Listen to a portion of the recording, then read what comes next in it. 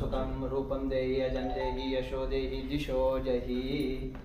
वही तांब्यामध्ये तुमच्या कशी आचमन करायचं 3 वेळा पाणी प्यायचं